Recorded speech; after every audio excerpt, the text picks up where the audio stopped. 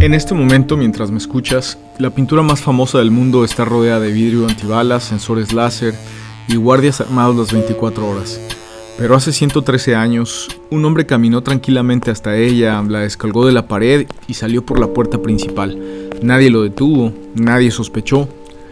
Y durante 784 días, el mundo entero la buscó en el lugar equivocado. Esta es la historia de cómo un vidriero italiano de 30 años convirtió una pintura respetada en el mito más grande del arte occidental. Pero también es la historia de algo más perturbador.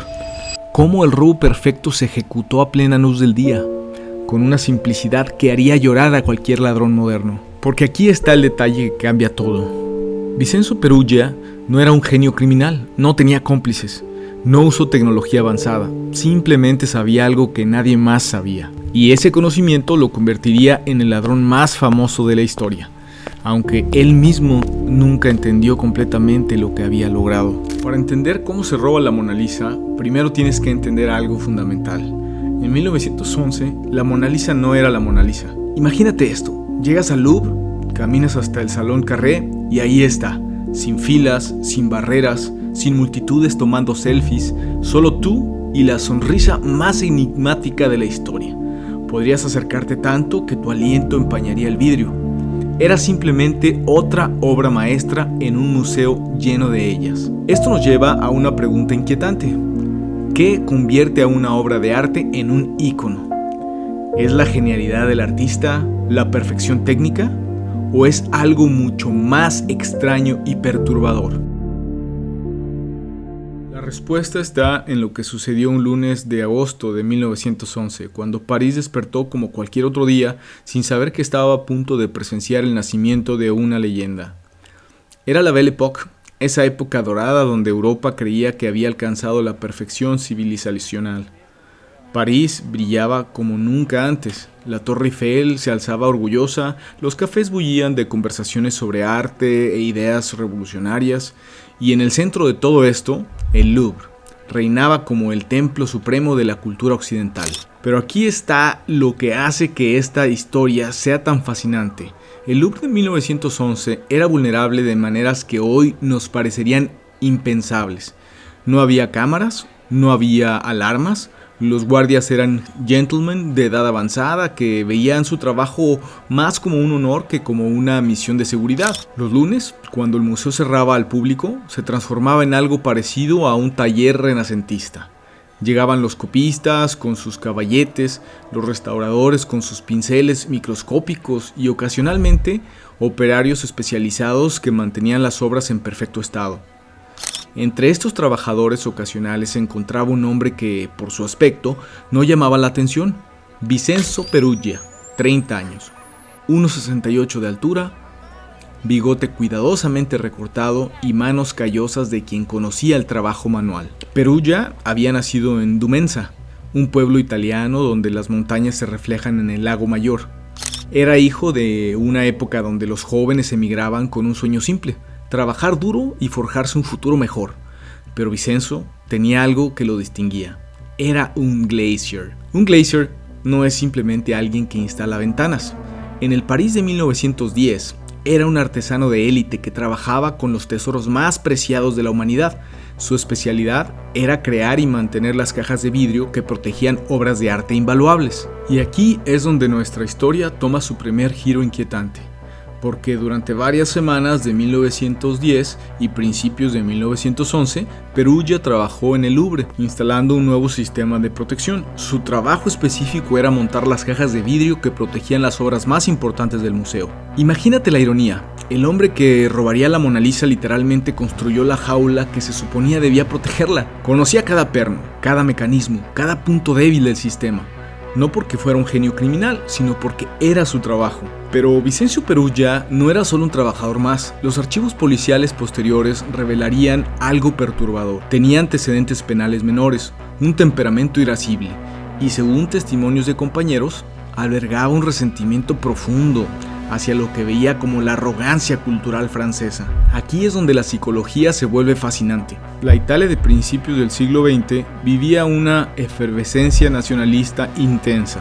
El país acababa de unificarse y muchos italianos emigrados desarrollaron un patriotismo nostálgico, amplificado por la distancia. Para alguien como Perugia, ver obras de maestros italianos en museos franceses no solo era arte, era un recordatorio diario de lo que percibía como un saqueo cultural histórico. La Mona Lisa, creada por Leonardo da Vinci, se convertía así en un símbolo perfecto de esta narrativa. Pero aquí está la pregunta que obsesionó a los investigadores durante décadas.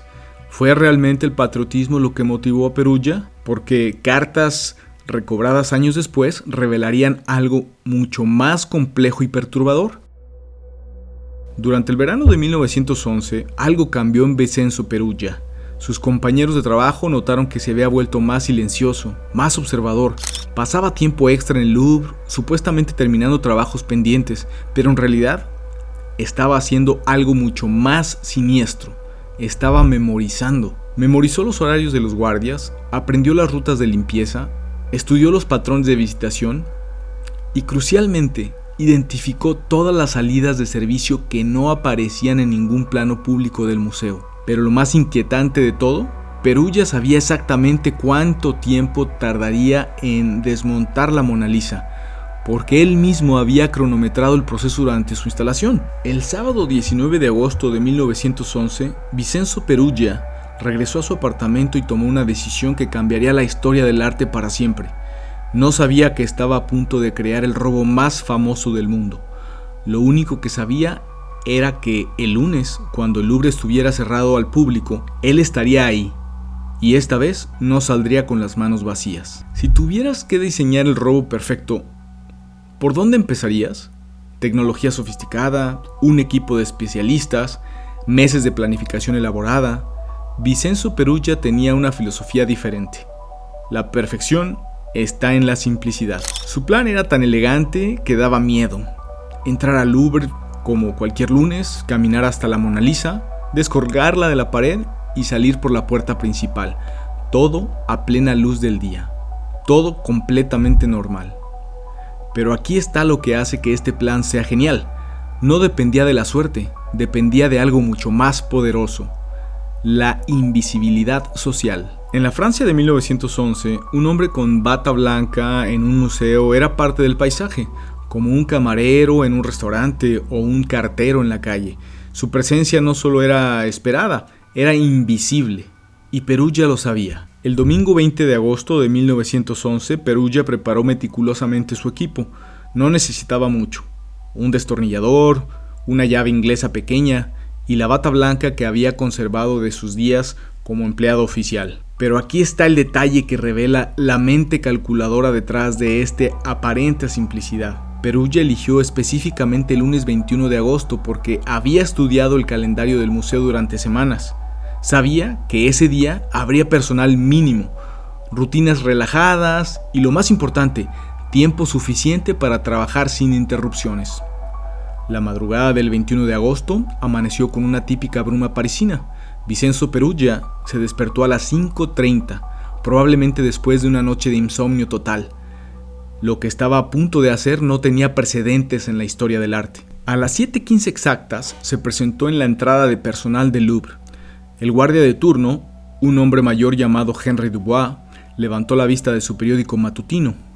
Un saludo, una sonrisa, y Perugia estaba dentro. Una vez dentro, Perugia se dirigió directamente al Salón Carré. Pero aquí necesitamos pausar la historia para entender algo crucial.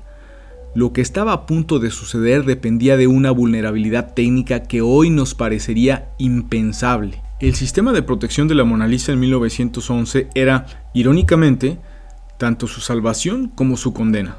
La caja de vidrio estaba fijada a la pared mediante 4 pernos que Perugia conocía íntimamente, porque él mismo los había instalado. Imagínate la situación. Estás a punto de robar la obra de arte más famosa del mundo, y el único obstáculo entre tú y ella es un sistema de seguridad que tú mismo diseñaste.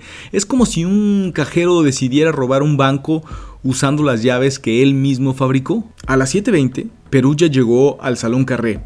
La sala estaba vacía, bañada por la luz dorada de la mañana parisina. La Mona Lisa lo miraba desde su posición centenaria, sin saber que estaba a punto de comenzar la aventura más extraordinaria de su existencia. Y entonces comenzó la danza más delicada de la historia del robo. Perugia sabía que tenía aproximadamente 10 minutos antes de que la actividad del museo se intensificara. 10 minutos para cambiar la historia del arte occidental. Primer perno. Perugia trabajó con la precisión de un cirujano, sosteniendo la caja de vidrio con una mano mientras manipulaba el destornillador con la otra. El sonido metálico parecía amplificado en el silencio del museo. Segundo perno. Este resistió más. Había sido instalado con mayor fuerza y Perugia sudaba ligeramente. No por el esfuerzo físico, sino por algo mucho más intenso. La adrenalina de saber que no había vuelta atrás. Pero aquí está el momento que revela la verdadera naturaleza de Vincenzo Perugia. Cuando levantó la tabla de álamo con sus manos temblorosas, se detuvo. Durante 30 segundos completos simplemente la contempló. ¿Qué pasó por su mente en ese momento? ¿Fue patriotismo? ¿Codicia? ¿O algo mucho más complejo? La realización que tenía en sus manos no solo una pintura, sino 5 siglos de historia humana. A las 7:32, Perugia salió del Salón Carré. Su paso era deliberadamente casual, pero llevaba bajo el brazo lo que, sin saberlo, se había convertido en el objeto más buscado del planeta. Se cruzó con Marie Dubois, una empleada de limpieza. «Bonjour, monseigneur», le dijo ella. «Bonjour, madame», respondió Perugia. Fue la conversación más cara de la historia del arte. Cada palabra valía aproximadamente $50 millones actuales. El recorrido hacia la escalera, Sept Matres, transcurrió sin incidentes. Pero fue al llegar a la puerta de salida que el plan perfecto encontró su única falla imprevista. La puerta no tenía pomo interior. El mecanismo de seguridad, diseñado para evitar salidas no autorizadas, había atrapado al ladrón más famoso de la historia a metros de completar el golpe perfecto. Durante 5 minutos, que debieron parecerle eternos, Perugia luchó con la cerradura. El robo del siglo se desmoronaba por un detalle arquitectónico. Y entonces, como si el destino hubiera decidido intervenir, escuchó pasos del otro lado de la puerta. Los pasos pertenecían a Henri Patard, un fontanero que llegaba temprano para reparar una tubería en el sótano. Escuchó los ruidos del interior y, en un acto de gentileza típicamente francesa, abrió la puerta para ayudar a quien creía que era un compañero trabajador atrapado. Según el testimonio posterior de Patard, vi a un hombre con bata blanca que parecía tener problemas con la puerta. Le abrí pensando que era un empleado. Me dio las gracias y siguió su camino. A las 7:41 de la mañana del 21 de agosto de 1911, Vincenzo Perugia caminaba por la Rue de Rivoli, llevando bajo el brazo la obra de arte más codiciada de la civilización occidental. El robo perfecto había sido completado. Pero aquí está lo que hace que esta historia sea verdaderamente extraordinaria. Perugia no tenía idea de lo que acababa de desatar. No podía imaginar que su acto simple y casi impulsivo estaba a punto de crear el fenómeno mediático más grande de la historia del arte. Porque lo que sucedería en las siguientes 24 horas no solo cambiaría el destino de la Mona Lisa, sino que redefiniría para siempre lo que significa ser famoso. ¿Qué hace falta para que una noticia local se convierta en un fenómeno global?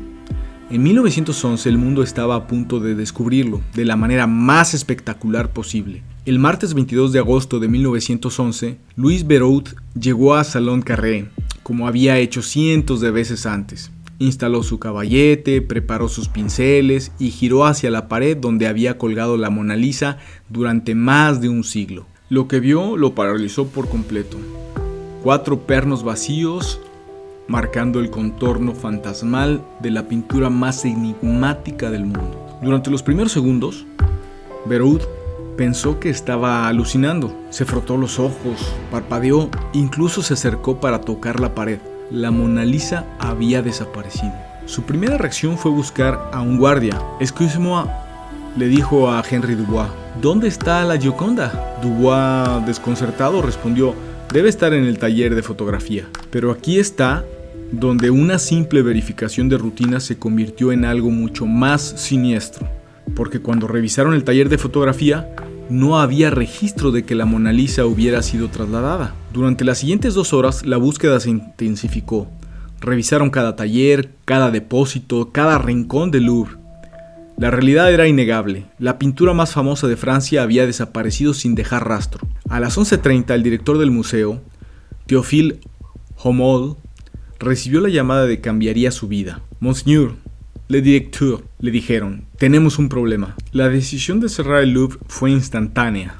A las 12:15, el museo más visitado del mundo clausuró todas sus puertas. Por primera vez en su historia moderna, el Louvre cerraba por un crimen. Y entonces comenzó algo que nadie había visto antes, el nacimiento del primer fenómeno mediático verdaderamente global de la era moderna. La noticia se filtró a la prensa parisina a las 3 de la tarde.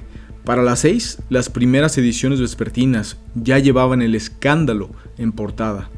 Pero lo que sucedió después superó todas las expectativas. Los cables telegráficos llevaron la noticia por todo el mundo a una velocidad sin precedentes. Londres la tuvo a las 7, Berlín a las 8, Nueva York a las 9 de la noche. En menos de 12 horas, la desaparición de la Mona Lisa era noticia en 5 continentes. El New York Times tituló 60 Detectives Seek Stolen Mona Lisa. French Public Indignant. The Times de Londres sugirió que Francia era incapaz de proteger su patrimonio cultural. Y aquí es donde la psicología de masas se vuelve fascinante. Porque la gente no solo estaba leyendo sobre la Mona Lisa, por primera vez en sus vidas estaban pensando en la Mona Lisa. Antes del robo, la mayoría de las personas sabían vagamente de su existencia. Después del robo, se convirtió en una obsesión global. Su ausencia la hizo más presente que nunca. Mientras el mundo se obsesionaba con la Gioconda desaparecida, la investigación policial tomaba un rumbo que hoy nos parecería surreal. La policía francesa, presionada por la opinión pública internacional, comenzó a seguir pistas que revelaban más sobre los prejuicios de la época que sobre el crimen real. El 7 de septiembre de 1911, en una de las decisiones más bizarras de la historia criminal, arrestaron a Guillaume Apollinaire. Sí, el poeta vanguardista se convirtió en sospechoso del robo del siglo. La lógica era esta. Apollinaire había estado conectado con el robo previo de estatuillas íberas del Louvre. Ergo, debía ser el cerebro detrás del robo de la Mona Lisa. Era una lógica tan defectuosa que resultaba casi cómica. Pero la situación se volvió aún más surrealista cuando la investigación alcanzó a Pablo Picasso, el futuro genio del cubismo. De apenas 30 años, se encontró siendo interrogado por el crimen más famoso de Francia. Como documenta Artis, Picasso estaba tan nervioso durante el interrogatorio que inicialmente negó conocer a Apollinaire, a pesar de su amistad cercana. El interrogatorio fue una farsa absoluta. Picasso, aterrorizado por la posibilidad de deportación, negó conocer a sus propios amigos. El futuro revolucionario del arte moderno, reducido a un hombre tembloroso, negando evidencias obvias. Tanto Apollinaire como Picasso fueron exonerados en días, pero el daño estaba hecho. La investigación se había convertido en un circo mediático que dañaba la credibilidad de la policía francesa ante el mundo entero. Mientras tanto, las teorías conspirativas florecían como hongos después de la lluvia. Algunos creían que el robo era un montaje publicitario del Louvre. Otros sospechaban de millonarios americanos. Los más paranoicos hablaban de una conspiración alemana para desmoralizar a Francia antes de una guerra. Pero aquí está la ironía más cruel de todas. Mientras el mundo entero buscaba al ladrón más famoso de la historia, Vincenzo Perugia vivía una vida perfectamente normal a 5 kilómetros del Louvre. En su pequeño apartamento de la Rue del Hospital Saint-Louis, Perugia guardaba la Mona Lisa en un baúl de madera, envuelta en tela roja, como si fuera ropa de temporada. La pintura más buscada del mundo estaba escondida bajo calcetines y camisas. Perugia trabajaba ocasionalmente como decorador, frecuentaba el mismo café todas las mañanas y leía en los periódicos sobre la búsqueda internacional de él mismo. Era como vivir en una realidad paralela, pero aquí está lo que revela la verdadera psicología de Perugia. No mostraba signos de riqueza súbita, no había comprado ropa nueva, no había cambiado de apartamento, no había modificado sus hábitos. Si hubiera vendido la obra inmediatamente, habría sido evidente. Esto nos lleva a una pregunta fundamental que obsesionó a los investigadores. ¿Cuál era realmente el plan de Perugia? Durante más de 2 años, Mientras 60 detectives siguieron pistas falsas por todo el mundo, Perugia mantuvo el secreto más grande de la historia del arte. Pero los secretos de esa magnitud tienen una forma de volverse insostenibles. Y en noviembre de 1913 algo cambió. Tal vez fue la presión psicológica, tal vez fue la necesidad económica, o tal vez simplemente Perugia decidió que había llegado el momento de completar lo que había comenzado. 2 años, 4 meses y 8 días después del robo, una carta llegó a Florencia que cambiaría todo. Una carta firmada con un nombre que era tanto genial como obvio. Leonardo B. Vicenzo estaba listo para revelar su secreto, pero lo que no sabía era que estaba a punto de crear algo aún más grande que el robo mismo. El nacimiento definitivo de la leyenda. El 29 de noviembre de 1913, el anticuario florentino Alfred Geri abrió una carta que cambiaría su vida para siempre. Las palabras eran simples, pero su implicación era extraordinaria. Según Vanity Fair, la carta decía: «Tengo en mi poder la Mona Lisa robada del Louvre. Deseo devolverla a Italia, su país de origen». Geri, entre la incredulidad y la esperanza, contactó inmediatamente a Giovanni Poggi, director de los Uffizi. El final del misterio más grande del arte occidental estaba a punto de comenzar. El 10 de diciembre de 1913, Vicenzo Perugia bajó del tren en la estación de Florencia, cargando una maleta de madera ordinaria. Dentro de esta maleta viajaba la obra de arte más buscada del mundo. Pero Perugia no era solo un ladrón regresando a casa, era un hombre a punto de completar la transformación más extraordinaria en la historia del arte. Se dirigió directamente al Hotel Tripoli Italia, donde se registró bajo su nombre real.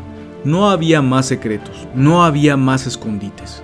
El momento de la verdad había llegado. Al día siguiente, Perugia se presentó en la tienda de Alfredo Geri. Era un hombre de mediana edad que había vendido antigüedades toda su vida, pero nunca había enfrentado un momento como este. ¿Es usted el que escribió sobre la Gioconda?, preguntó Perugia. Geri, con el corazón palpitando, respondió: «Sí, soy yo». Lo que sucedió en los siguientes minutos ha sido descrito como uno de los momentos más tensos de la historia del arte. Perugia abrió su maleta con movimientos deliberados, retiró la ropa que servía de protección y entonces, con una reverencia casi religiosa, extrajo la sonrisa más famosa del mundo. Giovanni Poggi, que había sido convocado de emergencia, se acercó a la obra con manos temblorosas. Como experto en arte renacentista, sabía exactamente qué buscar. Examinó el craqueado característico, único como una huella dactilar, verificó las dimensiones exactas, estudió cada pincelada visible y entonces pronunció las palabras que cerrarían el capítulo más extraordinario de la historia del robo del arte. Según Vanity Fair, Poggi levantó la vista y declaró: «No puede haber duda, esta es la Mona Lisa auténtica». Perugia fue arrestado inmediatamente, pero su expresión no era de un hombre derrotado, era la expresión de alguien que acababa de completar una misión. Las noticias de la recuperación se extendieron por el mundo aún más rápido que las del robo original, pero esta vez algo diferente estaba sucediendo. Antes de su retorno a París, la Mona Lisa fue exhibida en los Uffizi durante exactamente 2 semanas. Lo que sucedió durante esas 2 semanas redefinió para siempre lo que significa la fama artística. Las colas se extendían por kilómetros, más de 100,000 personas pasaron por la sala donde estaba expuesta. Florencia no había visto tal fervor popular desde los tiempos de los Medici. Pero aquí está lo extraordinario, la gente no venía solo a ver una obra de arte, venían a ver una superviviente. La Mona Lisa había adquirido algo que ninguna obra de arte había tenido antes: una biografía. Ya no era solo la creación de Leonardo da Vinci, era la pintura que había desaparecido misteriosamente, la obra que había burbeado al mundo entero, la superviviente de la aventura más grande de la historia del arte. El 4 de enero de 1914, la Gioconda emprendió su viaje de retorno a París en un tren especial. Su llegada al Louvre fue triunfal, pero también reveladora. Según registros del Louvre, la visitación en la primera semana después del retorno superó todos los récords previos del museo. La Mona Lisa ya no era la misma obra que había sido robada en 1911. Su ausencia la había transformado en algo completamente nuevo, el primer ícono verdaderamente global de la historia humana. El robo no destruyó la Mona Lisa, el robo la creó. Y ese es el poder más extraordinario del arte. No solo nos cambia a nosotros lo cambiamos a él. Hoy, más de un siglo después, la Mona Lisa recibe más de 10 millones de visitantes al año. Está protegida por vidrio antibalas, sensores láser y guardias las 24 horas.